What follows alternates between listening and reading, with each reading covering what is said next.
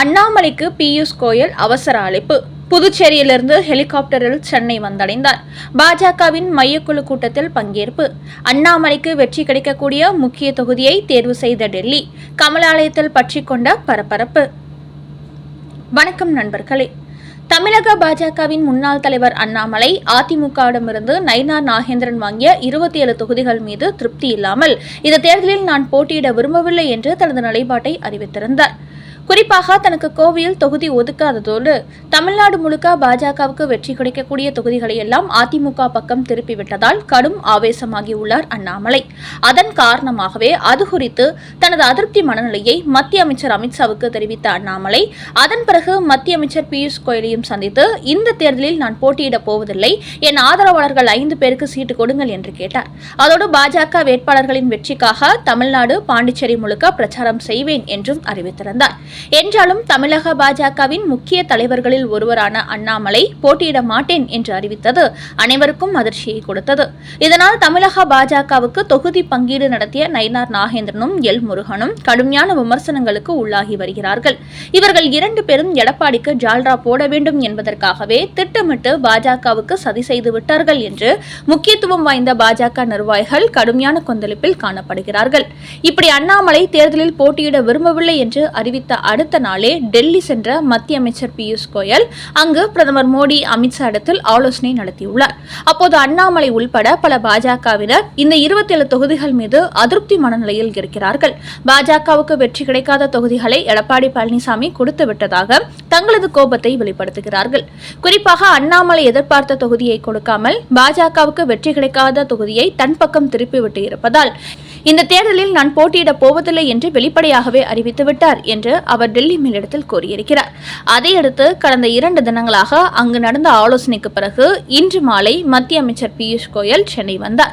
அப்போது அவர் மீடியாக்களுக்கு பேட்டி அளிக்கையில் இன்னும் 2 தினங்களில் தமிழக பாஜகவின் வேட்பாளர் பட்டியல் வெளியாகும் என்று தெரிவித்தார். அதோடு அண்ணாமலைக்கு அவசர அழைப்பு விடுத்துள்ளார் பியூஷ் கோயல். இதையடுத்து கோவையிலிருந்து புறப்பட்டு சென்று புதுச்சேரியில் பிரச்சாரத்தில் ஈடுபட்டிருந்த அண்ணாமலை தற்போது அங்கிருந்து சாலை மார்க்கமாக வந்தால் அதில் காலம் எடுத்துக்கொள்ளும் என்பதற்காக ஹெலிகாப்டர் மூலம் புறப்பட்டு சென்னை வந்துள்ளார். தமிழக பாஜக அலுவலகமான கமலாலயத்தில் நடைபெறும் மையக்குழு கூட்டத்தில் அண்ணாமலை பங்கேற்று வருகிறார். குறிப்பாக தமிழக பாஜகவினர் உத்தேச பட்டியல் வெளியிட்டிருந்த போது அண்ணாமலையின் பெயரை அதில் இடம்பெறவில்லை. அப்படி இல்லாமல் ஒரு உத்தேச பட்டியல் தயாரித்திருந்தார்கள். அந்த பட்டியலும் டெல்லிக்கு சென்றது.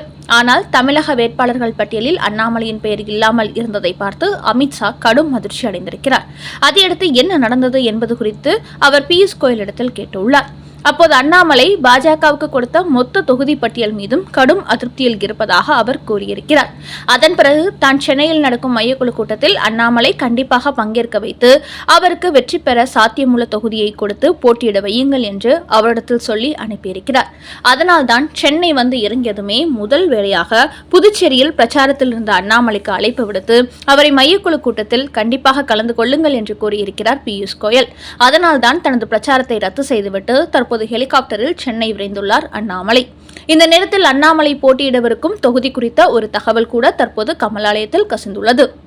அதாவது அண்ணாமலைக்கு மொடக்குறிச்சி தொகுதியை ஒதுக்கியிருப்பதாக தெரிய வந்துள்ளது.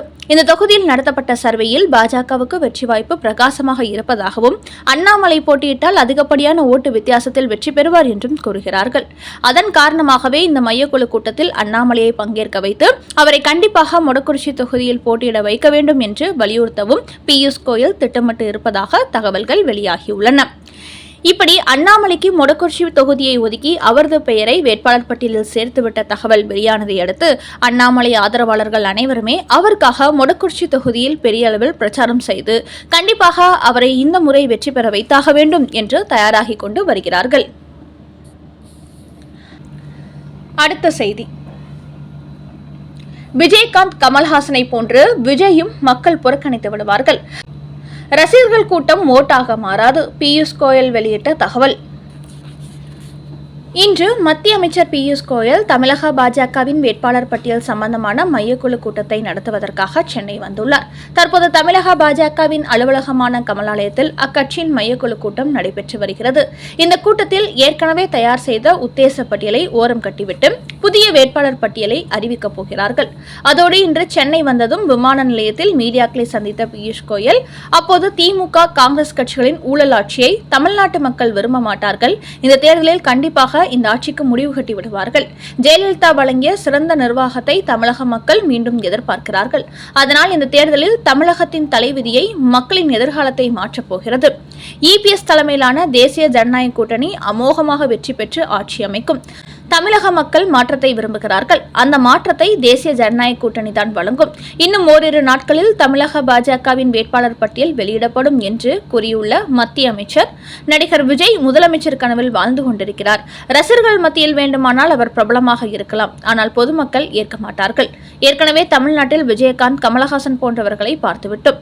அதனால் கண்டிப்பாக விஜயனால் முதலமைச்சர் ஆகவே முடியாது. அவரது கட்சி 3 அல்லது 4 தொகுதிகளில் மட்டுமே வெற்றி பெறும். அதோடு எம்ஜிஆர், ஜெயலலிதா போன்றவர்கள் சினிமாவிலிருந்து அரசியலுக்கு வந்தாலும் நீண்ட காலம் அரசியலில் பயணித்து மக்களுக்கான போராட்டங்களில் ஈடுபட்டு அதன் பிறகு தேர்தலை சந்தித்தார்கள். சிறந்த மக்கள் ஆட்சியை கொடுத்தார்கள். அதனால் மீண்டும் அதே ஜெயலலிதாவின் ஆட்சியை எடப்பாடி பழனிசாமி மூலம் தமிழ்நாட்டில் தேசிய ஜனநாயக கூட்டணி கொண்டு வரப் போகிறது என்று தெரிவித்துள்ளார் பியூஷ் கோயல். அடுத்த செய்தி, மதம் மாறி போலி சான்றிதழ் கொடுத்தவர்களுக்கு தனி தொகுதி கொடுப்பதா? தேர்தல் ஆணையத்துக்கு இந்து முன்னணி அனுப்பிய அவசர கடிதம். தமிழகத்தில் 2026 சட்டமன்ற தேர்தல் நடைபெற உள்ள நிலையில் இங்குள்ள 234 சட்டமன்ற தொகுதிகளிலும் 46 தனி தொகுதிகள் இடம்பெற்றுள்ளன. இந்த தொகுதிகளில் பட்டியல் சமூக இந்துக்கள் மட்டுமே போட்டியிட முடியும். ஆனால் இந்த தொகுதிகளில் கிறிஸ்தவர்கள் மற்றும் வேற்று மதத்தினர் அல்லது இந்து மதத்திலிருந்து மாறி வேறு மதத்தை பின்பற்றி வரும் பலர் இந்து மதத்தை தாங்கள் கடைபிடிப்பது போன்று போலி சான்றிதழ் பெற்று தேர்தலில் போட்டியிட வாய்ப்புகளை பெற்று வருகிறார்கள். இதுபோன்று பட்டியலின இந்து மக்கள் போட்டியிடக்கூடிய தனி தொகுதிகளில் போட்டியிட்டு வருவதாக தகவல் வெளியாகியுள்ளன. தனி தொகுதி என்பது இந்துக்களுக்கு மட்டுமே வழங்கப்பட்டுள்ள உரிமையாகும். சமீபத்தில் உச்சநீதிமன்றம் வழங்கிய ஒரு தீர்ப்பில் கூட மதம் மாறியவர்கள் பட்டியல் சமூக சலுகைகளை பெற முடியாது என்று தெளிவாக கூறியிருந்தார்கள். ஆனால் தற்போது சட்டத்தையும் அரசாங்கத்தையும் தேர்தல் ஆணையத்தையும் ஏமாற்றும் வகையில் வேற்று மதத்தினர் பலர் தாங்கள் இந்து என்று போலியான சான்றிதழை வைத்துக் கொண்டு இந்து மக்களின் உரிமையை பறிக்கும் வகையில் செயல்பட்டு வருவது தெரிய வந்திருக்கிறது. அது மட்டுமின்றி சிறு வயதில் தாங்கள் இந்துவாக இருந்த பட்டியலில் அப்படியே வைத்துக் கொண்டு தேர்தல் ஆணையத்தில் கொடுத்து தாங்கள் போட்டியிட வாய்ப்பினை பெற்று வருகிறார்கள். பட்டியல் சமூகத்தின் உரிமைகளை பறிக்க இந்த செயலை ஏற்றுக்கொள்ள முடியாது. அதனால் தேர்தல் ஆணையம் தனி தொகுதிகளில் போட்டியிடும் வேட்பாளர்கள் அனைவருக்கும் ஜாதி சான்றிதழ் குறித்து கவனம் செலுத்த வேண்டும்.